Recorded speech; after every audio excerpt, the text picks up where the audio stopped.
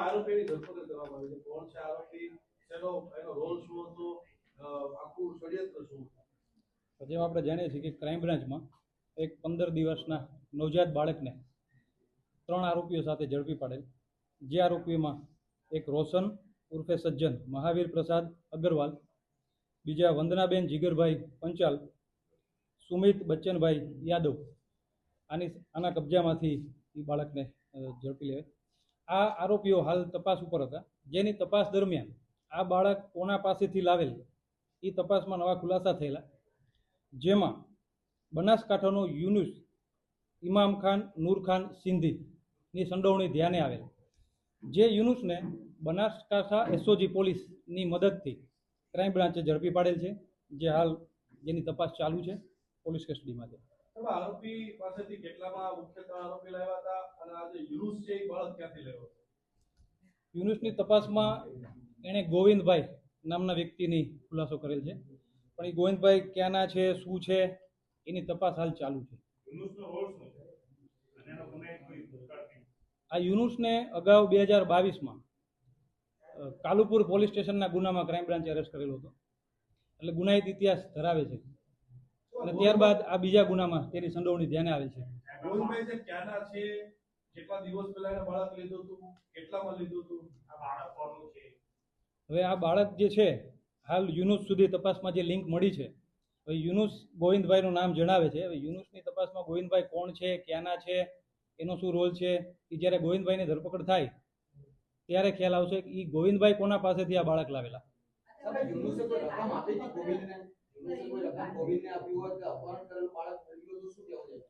આ બાળક આ જે 3 આરોપીઓ ઝડપાયેલ તેણે યુનુસ પાસેથી 3,60,000 ખરીદેલ હોવાની હકીકત ધ્યાને આવેલી છે.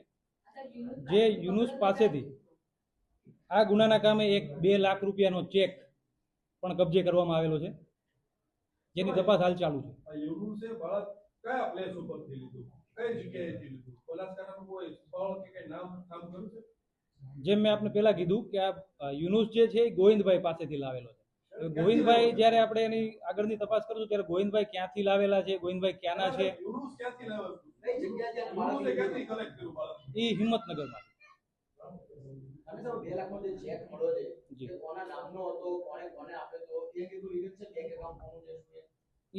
આ કામે જે અગાઉ આપણે જે વંદનાબેન જીગરભાઈ પંચાલ એના નામનો ચેક છે, 2 લાખ રૂપિયાનો સહી કરેલો, જેમાં કોઈ તારીખ કે નામ નથી.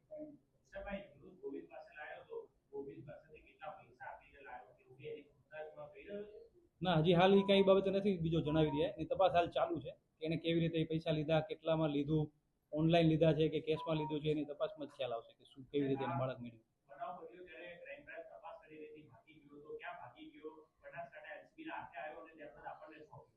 ના, જ્યારે એનું નામ આ તપાસમાં ખુલ્યું છે ત્યારે બનાસકાંઠા હોવાનું ધ્યાને આવેલ, ત્યારે બનાસકાંઠા પોલીસની એસઓજી ટીમનો સારો સહકાર રહ્યો છે આમાં, અને એ ટીમની મદદથી આપણે ક્રાઇમ બ્રાન્ચે આરોપીને ઝડપી લીધો.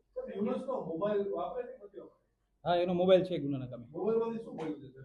એની હાલ હજી તપાસ ચાલુ છે કે મોબાઈલમાં એની શું ચેટ છે કે કેવી રીતે એના કોલ હિસ્ટ્રી શું છે, એ ટેકનિકલ સર્વેલન્સથી અને હ્યુમન સોર્સિસથી એની તપાસ હાલ ચાલુ છે. હજી યુનુસને આજે રિમાન્ડ સાથે અમે કોર્ટમાં પ્રોડક્શન કરીએ છીએ, અને રિમાન્ડના દરમિયાન જે કયા નવા ખુલાસા થશે એ આપને જણાવવામાં આવશે. હાલ એવું છે કે આ બાળક એના પાસે આવેલું ક્યાંથી છે, જ્યારે ગોવિંદભાઈ મળશે ત્યારે એ કોઈ દંપતી પાસેથી લીધું છે, એના વાલીવારસ પાસેથી લીધું છે કે કોઈ જગ્યાએથી એને અપહરણ કર્યું છે, એ ત્યારે જ ખબર પડશે જ્યારે ગોવિંદભાઈથી આગળની તપાસ શું છે. જીવનમાં શું કામ કરે છે, એને બાળક લેવીસનું કામ કેટલા સમયથી કરે છે, અને અગાઉ તેને કેટલા બાળકો આવી રીતે લેવીસ કરેલા છે? જેમ આપણે કીધું કે અગાઉ આની ગુનાહિત હિસ્ટ્રી ધ્યાને આવેલ છે, જેની ક્રાઇમ બ્રાન્ચે જેની ધરપકડ કરેલી કાલુપુર પોલીસ સ્ટેશનના ગુનામાં, એટલે આનો ગુનાહિત ઇતિહાસ તો છે જ, એટલે અગાઉ પણ આનાથી બીજાય ગુના ખુલે એવી શક્યતા પણ નકારી શકાય નહીં. એ બાળ તસ્કરીનો જ ગુનો હતો.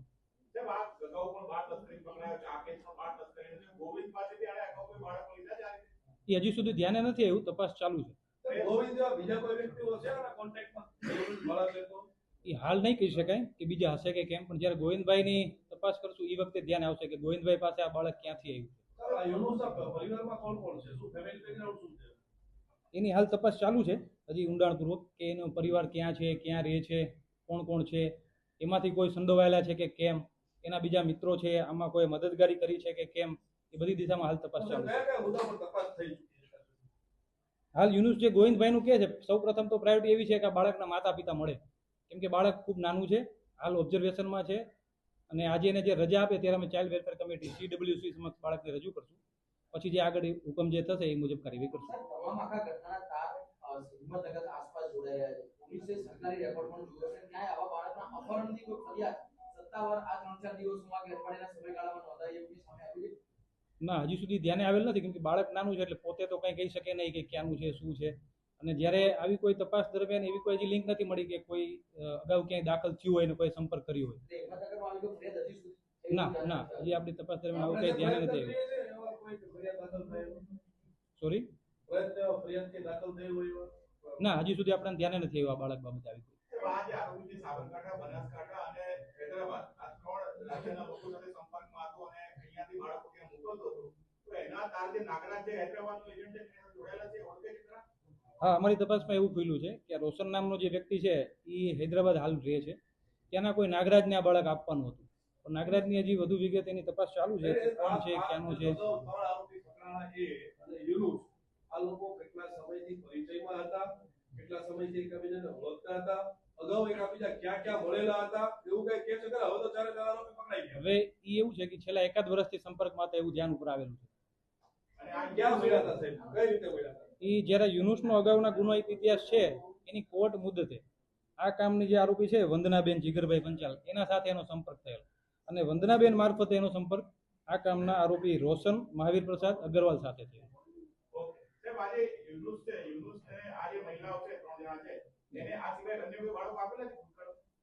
એ હજી સુધી ધ્યાને નથી આવ્યું. જેવું આ તપાસ દરમિયાન જે ખુલાસા થશે એ આપણે જણાવવામાં આવશે. સાહેબ, આ 3 આરોપી જે રિમાન્ડ દરમિયાન છે, તે લોકોનું આ સિવાય અન્ય કોઈ કે ગેંગ સાથે અથવા તો અન્ય કોઈ રીતે બાળ તસ્કર ગેંગમાં કોઈ કનેક્શન હોય, તપાસમાં રિમાન્ડ દરમિયાન કંઈ સામે આવ્યું છે?